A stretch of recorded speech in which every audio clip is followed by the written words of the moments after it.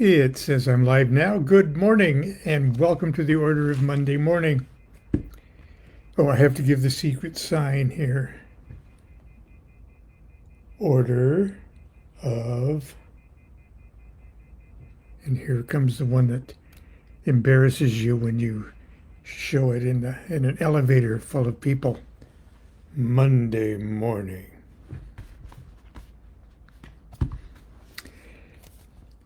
Okay, silliness aside,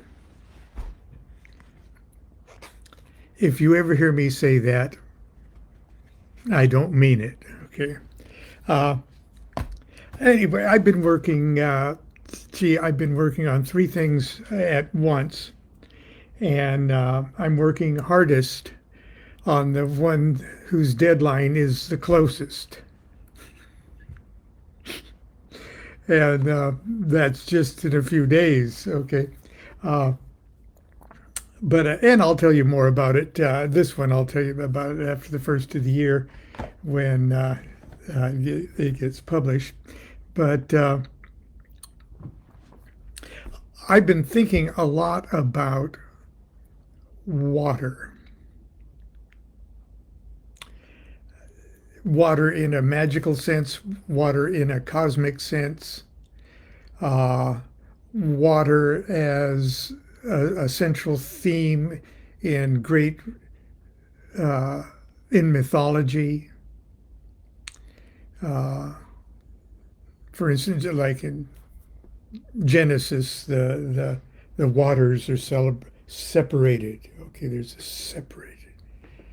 Creation starts with the separation of the waters, and in ceremonial magic, when we deal with the four elements, fire, water, air, and earth, which are joined together and kept apart by that fifth element spirit, which we show as a pentagram like that.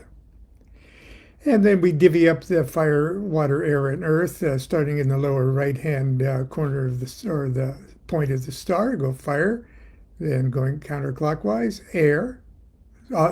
fire, water, air, and earth. Now, the big Kabbalistic name, Yod-He-Vav-He, pronounced, is also the source of, and we're reading from right to left here, fire for Yod, water for He, air for Vav, and He final, or the final He, it's not a final letter, but final letter in the name is attributed to earth. Now fire is, you see the little, I got positive, and negative for active, passive, active, passive. Okay. And you could look at, go all the way back before the beginning of beginning to when there wasn't even any kind of a two to think about, when everything was just a big, smooth, blissful, quiet, wall to wall. Well, it would be wall to wall if there were walls. Smooth singularity. And I'm not talking about the AI singularity, which will soon be scary enough. But I digress. But the first moment, it wasn't even a moment, there's no time yet, but when the singularity somehow wanted to be self-aware, okay, it sort of, in a sense, created a reflection of itself. So to get an idea if its hair was combed. And that reflection is this two thing. And that two thing turns the one into dualities. Okay. And that primal duality can be looked on as the active state of being and the passive reflection of that being.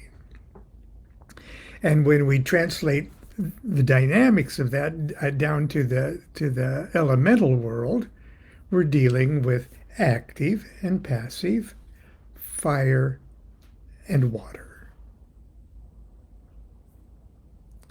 Fire and water get together, create little miniatures of themselves to duplicate, and that is the sun, which is a version of the yod, son, and a daughter, and the elements of air, which does seem to be a combination of fire and water, steam, and earth, which is a combination of them all. She's such a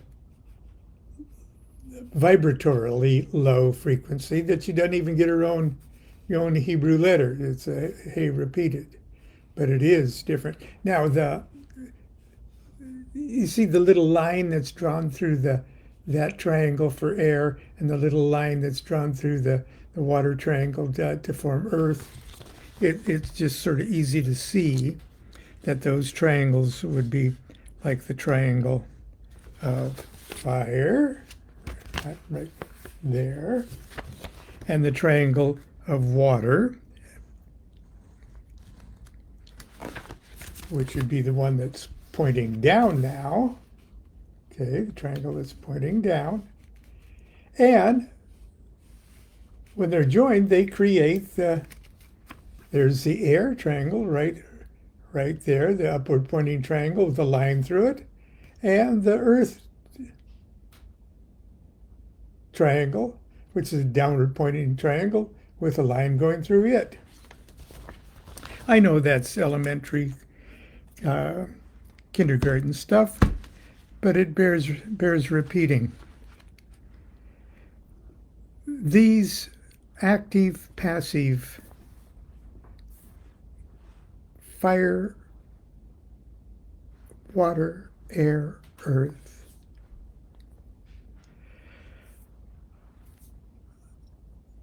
the metaphoric story plays out on all planes of existence that we can think of. That's sort of what makes the Yod He Vav He foundational subject matter of Kabbalah so universally simple, profound, and complex all at the same time.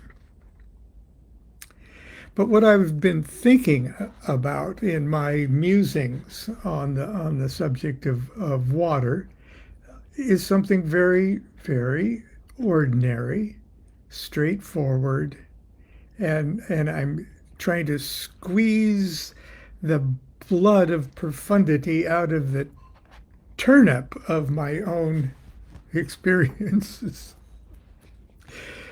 to, in a sense, get at the meaning, the moral of this story, how it reflects on Lon Milo DuQuette. First of all, we see it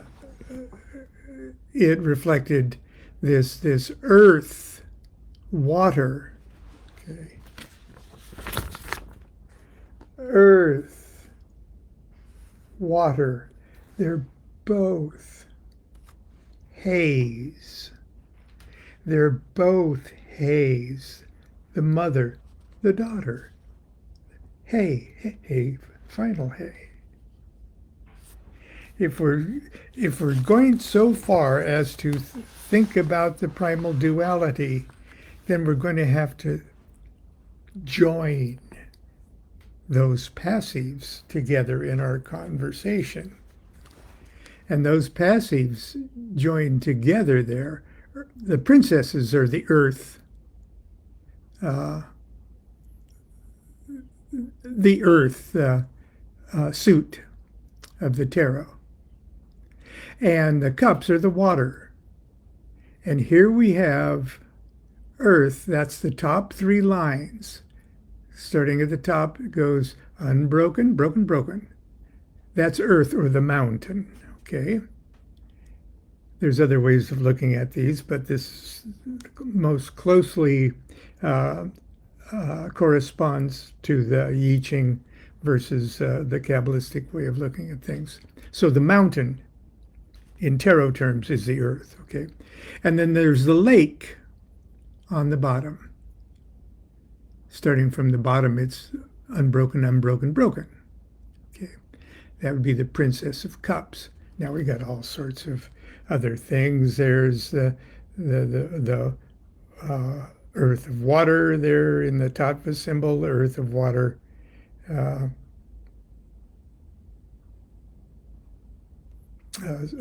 Subangle there of the Enochian things and all of that. But I took it in my at least initial musings here, which I will share with you. It's not believe me, I'm not giving away the whole thing. And this is just my thoughts, what it all means to Lon. Water is life. And I have an epigram here. Epigram from Albert Snent, S-Z-E-N-T, hyphen G-Y-O-R-G-Y-I.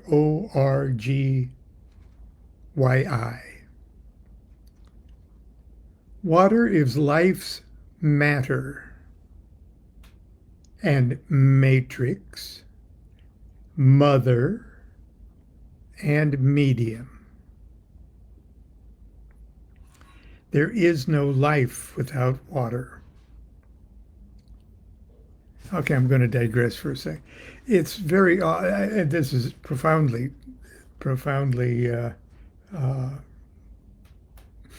true. Okay. On all levels, it's profoundly true. But even the words, the English words that he chose, matter, starting off with M-A, mater. Matrix, matrix. Mother, and medium. All starting with M, the Hebrew letter Mem, which is attributed to water.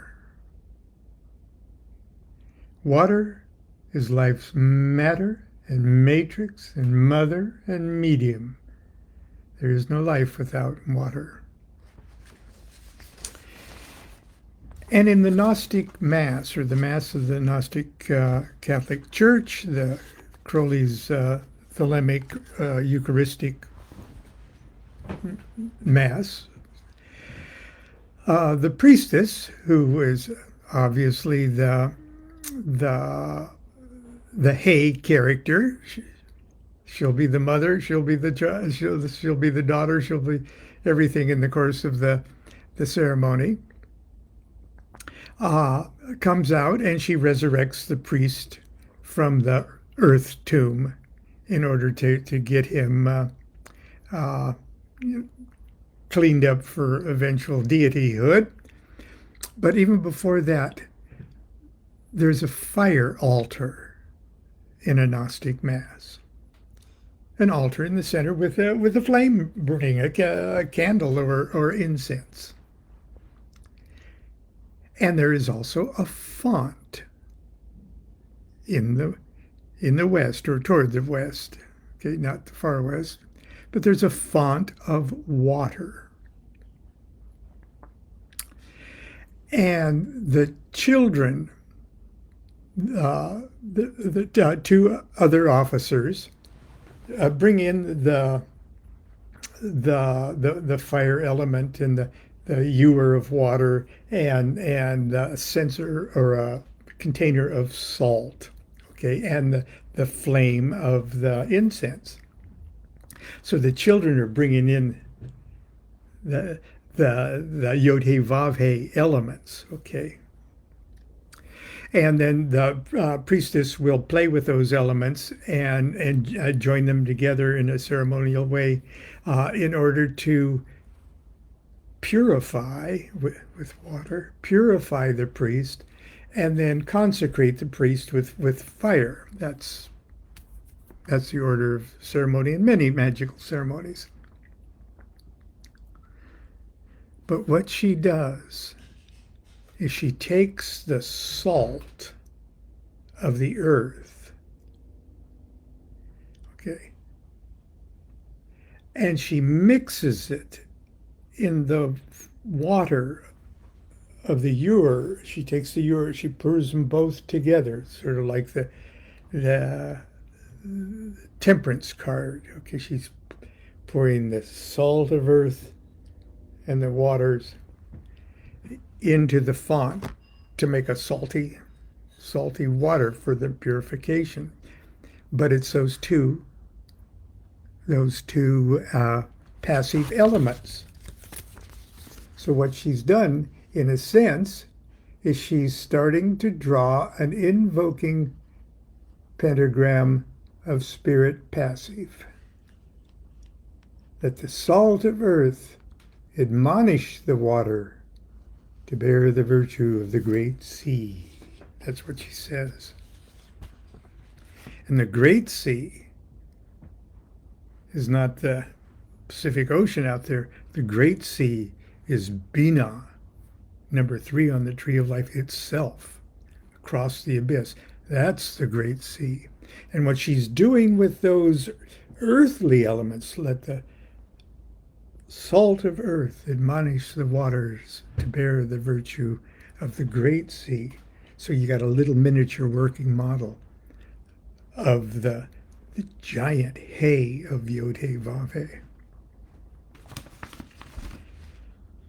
But I digress. My father was a magician. Not a Gandalfian wizard-type magician, but a geologist. A geologist magician who could gaze upon the land from horizon to horizon and travel back in time millions of years to when it all lay at the bottom of a primordial sea, teeming with strange creatures and weird forms of prehistoric life. He had the power of the hourglass, and with his educated supervision, he watched the sea levels fall and poles of the earth whiten with ice.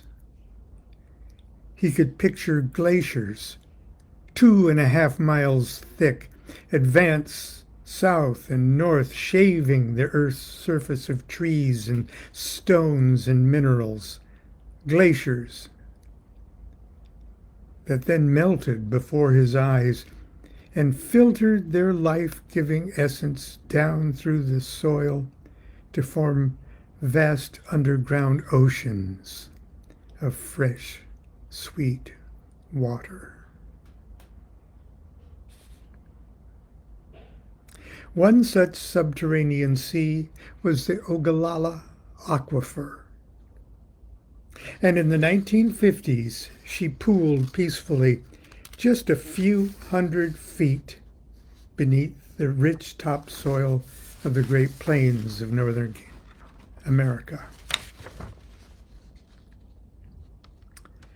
At the time, experts estimated that the Ogallala Aquifer was so vast that if tapped, it would provide an almost endless source of clean water for many hundreds of years.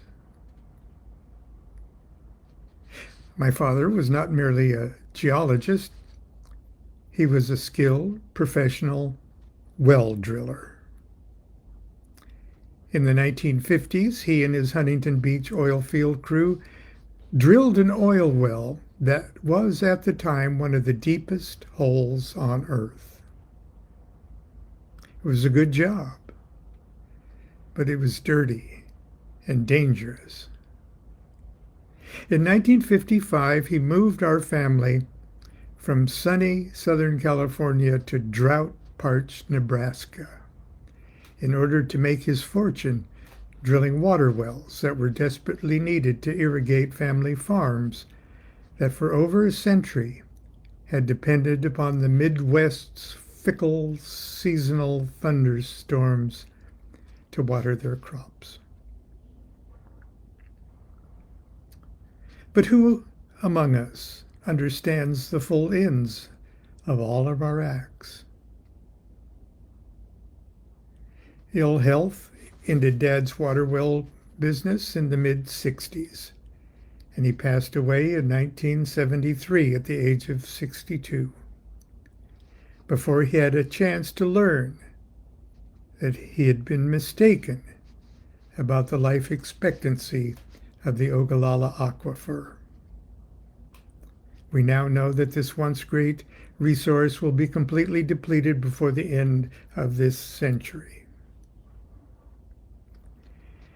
He also didn't live to see how the irrigation industry and the wasteful and poisonous practices of industrial farming would so negatively impact the health and future of humanity.